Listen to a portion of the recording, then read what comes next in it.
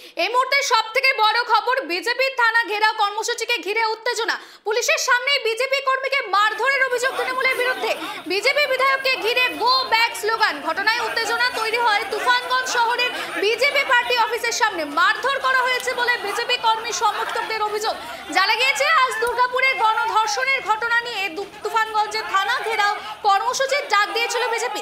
সেই মতেই কিন্তু বিজেপি পার্টি অফিসে উপস্থিত হন বিজেপির নেতৃত্ব ও তুফানগঞ্জ বিধানসভা কেন্দ্রের বিজেপি বিধায়ক মালতী রাভা রায়। সেই সময় কিন্তু বিজেপি পার্টি অফিসের সামনে তৃণমূল কংগ্রেস কর্মী সমর্থকরা জমায়েত করে গো ব্যাক স্লোগান ও বিক্ষোভ দেখায়। ইতিমধ্যেই আপনারা দেখতে পাচ্ছেন সবথেকে বড় আপডেট রয়েছে, বিজেপির থানা ঘেরাও কর্মসূচিকে ঘিরে উত্তেজনা রয়েছে। পুলিশের সামনেই কিন্তু বিজেপি কর্মীকে মারধরের অভিযোগ উঠেছে তৃণমূলের বিরুদ্ধে।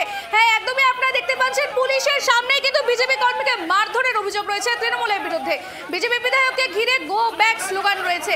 ঘটনায় উত্তেজনা কিন্তু তুফানগঞ্জ শহরের বিজেপি পার্টি অফিসের সামনে। এ বিষয়ে বিস্তারিত জানবো, আমাদের সঙ্গে গ্রাউন্ড জিরো থেকে সরাসরি যুক্ত হয়েছে আমাদের প্রতিনিধি বিপুল। বিপুল, কি দেখা যাচ্ছে এই মুহূর্তে? দেখতে পাচ্ছি যে বিক্ষোভ দেখা যাচ্ছে, সেখানে এই মুহূর্তে কি পরিস্থিতি রয়েছে, বিস্তারিত জানো বিপুল। হ্যাঁ, একদমই। দেখো শ্রেয়সী, তোমাকে জানিয়ে রাখবো, বিধানসভা নির্বাচন যতটা এগিয়ে আসে ততটাই কিন্তু রাজনৈতিকভাবে উত্তপ্ত হচ্ছে এই কোচবিহার। সেই রকমই কিন্তু আজ বিজেপির একটি কর্মসূচি ছিল তুফানগঞ্জ বিধানসভা কেন্দ্রে। তুফানগঞ্জ থানায় বিজেপির ঘেরাও কর্মসূচি ছিল, যে দুর্গাপুরে যে ধর্ষণ হয়েছে সেটা নিয়েই কিন্তু বিজেপির তুফানগঞ্জ থানা ঘেরাও কর্মসূচি ছিল।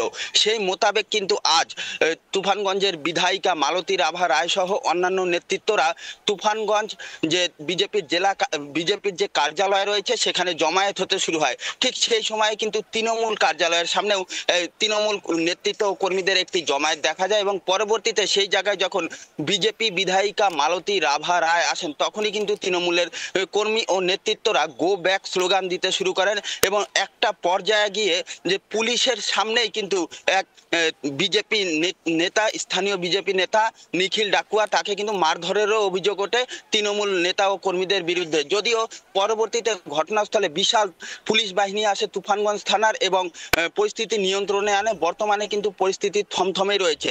যদিও তৃণমূল নেতৃত্বের দাবি যে শান্ত তুফানগঞ্জ শহরকে অশান্ত করতে চেষ্টা করছে এই বিজেপি বিধায়িকা মালতী রাভা রায় সহ অন্যান্য বিজেপি নেতৃত্বরা, তাই তারা কিন্তু তা বাধা দিতে গিয়েছেন। তাদের দাবি, নির্বাচন পেরিয়ে যাওয়ার এতদিন পরেও কিন্তু দেখা যায়নি সেভাবে এই বিজেপি বিধায়িকাকে। এখন ভোট কাছে এসেছে, তাই রাজনীতি করতে তিনি এসেছেন, তাই স্থানীয় বাসিন্দা ও যে বিজেপি তৃণমূল কর্মীরা রয়েছেন তারা কিন্তু সেটাতে বাধা দিতে গিয়েছিলেন। এখানে কিন্তু মারধরের কোনো ঘটনা ঘটেনি বলেই তৃণমূল নেতৃত্বের দাবি। যদিও অপরদিকে বিজেপির কোচবিহার জেলা সহ সভাপতি বিরাজ বোস বলেন যে তৃণমূলের যে নেতারা রয়েছে, কোচবিহার জেলার নেতারা, তারা প্রকাশ্য সমাবেশ থেকে হুঁশিয়ারি দিচ্ছেন। তারই প্রতিফলন দেখা যাচ্ছে যে যেখানে সেখানে পুলিশের সামনে দাঁড়িয়ে কিন্তু বিজেপি নেতাকর্মীদের মারধর করা হচ্ছে। শ্রেয়সী, একদমই বিপুল, আমরা দেখতে পেলাম তুফানগঞ্জের এই ভয়ঙ্কর চিত্র। এখানে কিন্তু একদম কিন্তু রাজনীতির পারদ কিন্তু একদম তুঙ্গে, দেখা যাচ্ছে যে জনবিক্ষোভ কিন্তু সেখানে দেখা যাচ্ছে। এই মধ্যে কিন্তু জানা যাচ্ছে যে সামনে বিধানসভার ভোটের সামনে কিন্তু এই পরিস্থিতি দেখা যাচ্ছে। এই বিষয়ে কি কিছু জানা যাচ্ছে যে এই যে শাসক দল যে এখানে এসে বিক্ষোভ করছে, সেই বিক্ষোভে তাদের কি দাবি রয়েছে, তারা কি জন্য এখানে এসে জনসমাগমে বিক্ষোভ দেখাচ্ছে, কি দাবি রয়েছে তাদের? বিপুল, একদমই শ্রেয়সী, তোমাকে জানিয়ে রাখবো যে এই যে নির্বাচনের আগ মুহূর্তে কোচবিহার জেলায় রাজনৈতিক উত্তপ্ত, এটা নতুন নয়, এটা আগাগোড়ায় বিগত নির্বাচনগুলিতে লক্ষ্য করা যাচ্ছে। এবারেও যতটা বিধানসভা নির্বাচন এগিয়ে আসে ঠিক একই চিত্র কিন্তু উঠে আসছে, খবরের শিরোনামে উঠে আসছে কিন্তু কোচবিহার জেলা। সেই রকমই কিন্তু এই আজ যে তুফানগঞ্জে ঘটনাটা ঘটলো সেটা তার ব্যতিক্রম নয়। তোমাকে জানিয়ে রাখবো যে এখানে তৃণমূল নেতৃত্বদের দাবি যে নির্বাচন হয়ে গেছে, 5 বছর হয়ে গেল, এতদিন কিন্তু বিজেপি বিধায়িকাকে দেখা যায়নি এলাকায়, কোথাও একটা ইটের কাজ পর্যন্ত হয়নি। যা করেছে রাজ্য সরকার, তৃণমূল কংগ্রেসই কিন্তু এই উন্নয়নমূলক কাজ করেছে। এখন যখন ভোট এগিয়ে আসছে, যতটা ভোট এগিয়ে আসছে ততটাই রাজনীতি করতে যাচ্ছেন বিজেপি বিধায়িকা, এই অভিযোগ তুলে কিন্তু গো ব্যাক স্লোগান দিয়েছিলেন তারা। তবে তারা কিন্তু এই মারধরের অভিযোগ অস্বীকার করেছেন। শ্রেয়সী, ধন্যবাদ বিপুল। আপনারা দেখলেন ইতিমধ্যে কিন্তু সে তুফানগঞ্জে কিন্তু একদম রাজনৈতিক পারদ কিন্তু একদম তুঙ্গে। বিজেপির থানা ঘেরাও করে কিন্তু কর্মসূচিকে ঘিরে উত্তেজনা দেখা দিয়েছে। পুলিশের সামনেই বিজেপি কর্মীকে মারধরের অভিযোগ উঠেছে তৃণমূলের বিরুদ্ধে। বিজেপি বিধায়ককে কিন্তু ঘিরে তারা রীতিমতো গো ব্যাক স্লোগান দিচ্ছে। ঘটনায় উত্তেজনা তৈরি হয়েছে তুফানগঞ্জ শহরের বিজেপি পার্টি অফিসের সামনে। সূত্রের খবর অনুযায়ী জানা যাচ্ছে যে মারধর করা হয়েছে কিন্তু বিজেপি কর্মী সমর্থকদের। জানা গিয়েছে আজ দুর্গাপুরের গণধর্ষণের ঘটনা নিয়ে তুফানগঞ্জের থানা ঘেরাও করে কর্মসূচির ডাক দিয়েছিল বিজেপি। সেই মতেই কিন্তু বিজেপি পার্টি অফিসে উপস্থিত হন বিজেপির নেতৃত্ব এবং তুফানগঞ্জ বিধানসভা কেন্দ্রের বিজেপি বিধায়ক মালতী রাভারায়। সেইখানেই কিন্তু ইতিমধ্যে দেখা যাচ্ছে জনসমাগমে একদম বিক্ষোভ দেখা যাচ্ছে, রাজনৈতিক কিন্তু একদম তরজা একদম চরমে দেখা যাচ্ছে। সেই ক্ষেত্রে কিন্তু সেই সময়ে বিজেপি পার্টি অফিসের সামনে কিন্তু তৃণমূল কংগ্রেসের কর্মী সমর্থকরা জমায়েত করে কিন্তু রীতিমতো গো ব্যাক স্লোগান ও বিক্ষোভ দেখাচ্ছে।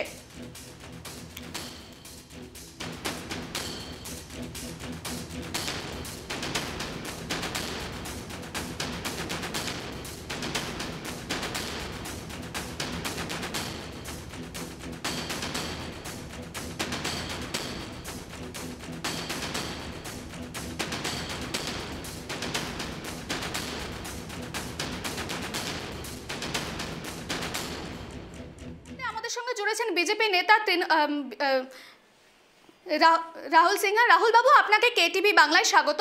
এই মুহূর্তে দেখতে পাচ্ছি কিন্তু তুফানগঞ্জে কিন্তু একদম কিন্তু তৃণমূল বিজেপির মধ্যে সংঘর্ষ দেখা যাচ্ছে, এই বিষয়ে কি বলবেন রাহুল বাবু? দেখুন, বিষয় হচ্ছে তুফানগঞ্জে আমাদের মালতী রাভাকে ওরা ঘেরাও করে এই বিক্ষোভ দেখাতে শুরু করে, আর তারপরেই এই ঘটনা ধীরে ধীরে হিংসাত্মক দিকে মোড় নেওয়াতে শুরু করে। অতএব তৃণমূল কংগ্রেস যে ওরা বুঝতে পেরেছে যে ওদের সময় শেষ হয়ে এসছে, যে কারণে এখন বাঁচার একটাই রাস্তা হিংসা, সেই হিংসার রাজনীতিতে তৃণমূল কংগ্রেস নেমে এসছে। গুন্ডামির মাধ্যমে এই রাজ্যের তাদের যে বিনাশকে রুখতে চাইছে, কিন্তু মানুষ তৃণমূল কংগ্রেসের এই গুন্ডামিকে পছন্দ করছে না। রাজ্যের বিনাশ যে কারী শক্তি, সেই তৃণমূল কংগ্রেসকে এবার মানুষ পর্যদস্ত করবে। আমরা আইনগত ব্যবস্থা নেওয়ার জন্য আবেদন জানাই। একদমই রাহুল বাবু, আমরা দেখতে পাচ্ছি যে বিধানসভা ভোটের আগে কিন্তু প্রত্যেকবারই এই ধরনের কিন্তু ঘটনা দেখা যায়। ধন্যবাদ রাহুল বাবু।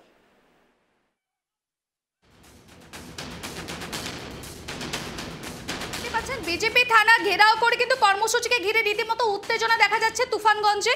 পুলিশের সামনে কিন্তু বিজেপি কর্মীকে মারধরের অভিযোগ করছে। আপনারা দেখতে পাচ্ছেন কেটিভি বাংলার পর্দায় কিন্তু এই মুহূর্তে বিজেপি বিধায়ককে কিন্তু ঘিরে গো ব্যাক স্লোগান দেওয়া হচ্ছে। ঘটনায় উত্তেজনায় তৈরি হয়েছে তুফানগঞ্জ শহরের বিজেপি পার্টি অফিসের সামনে।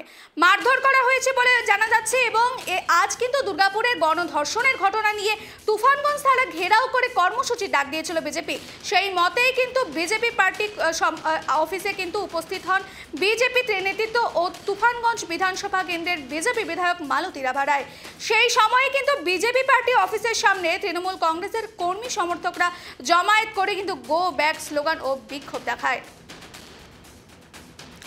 আপনারা দেখতে পাচ্ছেন ঘটনায় কিন্তু রীতিমতো উত্তেজনা ছড়িয়েছে তুফানগঞ্জ এলাকায় এবং তুফানগঞ্জ শহরের কিন্তু বিজেপি পার্টি অফিসের সামনে রীতিমতো কিন্তু বিক্ষোভ দেখা যাচ্ছে। জানা যাচ্ছে যে সূত্রের খবর অনুযায়ী পুলিশের সামনেই কিন্তু বিজেপি কর্মীকে মারধরের অভিযোগ উঠেছে তৃণমূলের বিরুদ্ধে।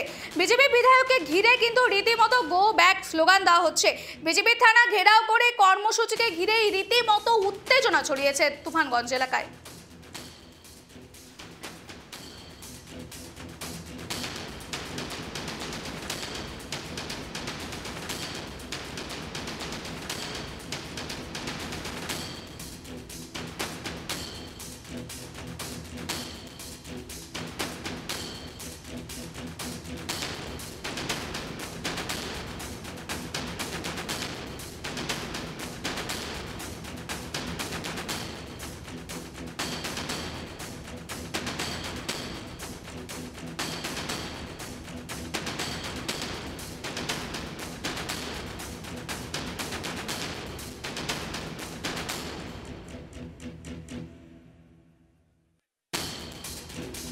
এই মুহূর্তে আমাদের সঙ্গে সরাসরি যুক্ত হয়েছেন তৃণমূল নেতা দেবব্রত রায়। দেবব্রত বাবু, আপনাকে কেটিভি বাংলায় স্বাগত। আমরা এই মুহূর্তে দেখতে পাচ্ছি যে তুফানগঞ্জ এলাকায় কিন্তু রীতিমতো কিন্তু বিজেপি তৃণমূলের মধ্যে সংঘর্ষ দেখা যাচ্ছে। তা বিজেপিরা কিন্তু থানা ঘেরাও কর্মসূচি দিয়েছিল, এই বিষয়ে কি বলবেন দেবব্রত বাবু? দেখুন, বিজেপির অশান্তি করার চেষ্টা সবসময় করে যাচ্ছে, তারা অশান্তি করবে, এতে কোনো নেই, কিন্তু দেখতে হবে সরকার ঠিকঠাক কাজ করছে কিনা।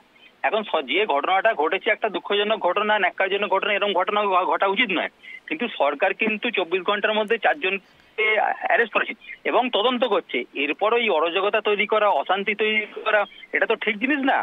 দেখুন, বিজেপি মোটামুটি পশ্চিমবঙ্গে ধরা পড়ে গেছে, তাদের ভোট কমে যাচ্ছে, বিধায়ক চলে যাচ্ছে, সাংসদ চলে যাচ্ছে। ধন্যবাদ দেবব্রত বাবু।